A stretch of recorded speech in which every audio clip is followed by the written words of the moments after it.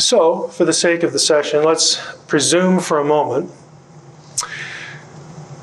if this teaching is indeed correct, we'll presume that humanity was created by ETs who came to Earth long ago. We'll presume that these ETs and their creation of humanity is described in ancient Mesopotamian texts, whose content is often mirrored in the Bible, and that these ETs are therefore the god or gods that humanity has become accustomed to thinking about. If the ET creator is view is true, then where would that leave us? Is that something to celebrate or get enthused about? Should we, as they did at Independence Day, go up to the top of buildings? Oh, you're wonderful. You're finally back to bless us. Let me suggest several implications that logically extend from those assumptions. First, if this is true, then you, as a member of the human race, have no inherent dignity. This conclusion extends from the fact that if ETs are the gods of the ancient creation stories, then we were created as slaves by the Mesopotamian ET gods, the Anunnaki, because that's what the texts say. Okay? It's point blank what they say. This is Atrahasis, Tablet 1. When the gods instead of man did the work and bore the loads, the gods' load was too great, the work was too hard, the trouble too much. Right there, that should tell you that the conception of a god in Mesopotamia is quite different from the conception in the Israelite religion. God doesn't need a lunch break, or much less a slave race to do work. The great Anunnaki made the Igigi carry the workload sevenfold. Anu, their father, was king. Their counselor, warrior, Enlil, their chamberlain was Ninurta, their canal controller, Enlil.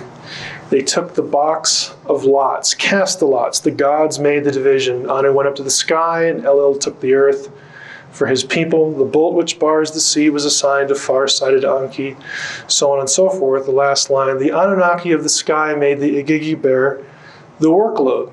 The gods, pity them, had to dig out canals, had to clear channels, the lifelines of the land, so on and so forth. For 3,600 years, they bore the excess.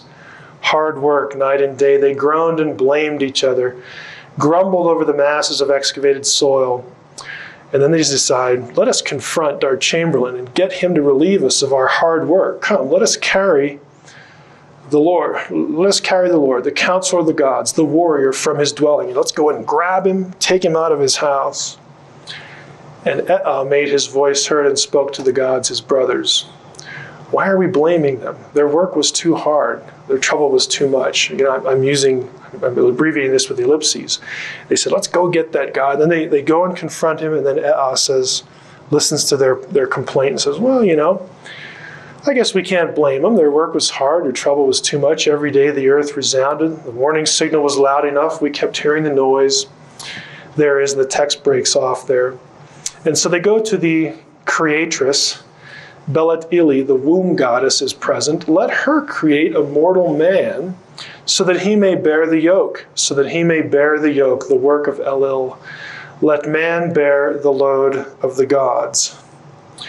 Nintu shall mix the clay with his flesh and blood. Then a god and a man will be mixed together in clay. They answered yes in the assembly, the great Anunnaki who assign the fates. Now, if this is the case, you are all owed reparations by the gods.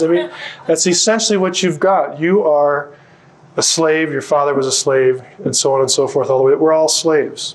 In other words, we have no inherent dignity. We are the low end of the totem pole in a divinely ordained caste system. That's what we are. We are chattel, if this is true. Now, this divine image idea, which is biblical, aren't we creating the image of the gods? Again, it's a biblical theistic concept. It is not part of the Mesopotamian concept. If we go back here, let her create a mortal man so that he may bear the yoke, the work of Enlil. Let men bear the load of the gods. Zecharia Sitchin tries to, and it's kind of amazing again, He tries to take these phrases, bear the yoke, bear the load, and he tries to argue that yoke, and load here actually refers to the image of God. Of course, the problem is that the biblical word for image is tselem, Akkadian is tsalmu, and that is not the word used in any of those 3 lines in that text. So contrary to what he says, this is not a creation that has the gods, the Anunnaki, creating humanity in their image. No, the text actually means what it says, that we were created, in their view, as slaves. We are strapped with their burden. Well, that's not what the alien who abducted me told me. Well, if you were told about how special you were, think again, or abandon the Sitchin worldview, which you could do and still retain, an extraterrestrial worldview. 2 questions. How do you know his message, the ET, can be trusted? How do you know that? Doesn't he know what his ancient offspring wrote about him? Okay, again, we're presuming that this is true, that the extraterrestrial gods created us. Well, doesn't the ET who abducted you know what the ancient Mesopotamians wrote about him long ago when he supposedly created you? Did he forget that? The bottom line is that in the ET creator view, we were created as slaves, and our makers wanted it that way. In contrast, the theistic creator worldview has every man, woman, child, unborn, born, whatever, every person has inherent worth as God's imagers. Life is sacred because we are the receptacles of God's life and share certain of his attributes. Humans are Yahweh in effigy. That is, we are his representatives. We're not gods, but we are placed upon the earth, as I said before in another session. We are God's representatives. We are to rule and steward, take care of the world, not to rape and pillage it. We are to take care of the world, steward it as though God were here. We aren't, as the Old Testament teaches, God's representatives on earth if the ET view is correct. Also, if it's correct, there's no higher purpose for your life, since there's no concept of eternal reward in a personal heaven from a personal loving God. That idea is completely foreign in Mesopotamia. If you read any introduction to Mesopotamian religion, Mesopotamians were the most pessimistic of all ancient people about the afterlife. The only semi-positive thing they have to say about death and Sheol and the underworld is that if you're a king or a peasant, you wind up at the same place.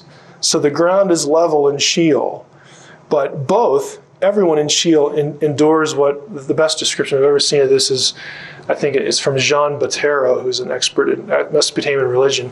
He referred to it as a cadaverous existence that never ends. Ooh, I can't wait. This is not a good place. But if this view is true, you don't have anything waiting for you. In other words, you can serve the gods all you want, be their slave, and what do you get at the end? You get to live as a cadaver. That's just wonderful. The conclusion follows again from the fact that if ET is God, then his status as a created being himself means that all the universe that is real is the material. There's no spiritual reality beyond the material, and again, the Mesopotamians weren't looking forward to anything beyond that anyway.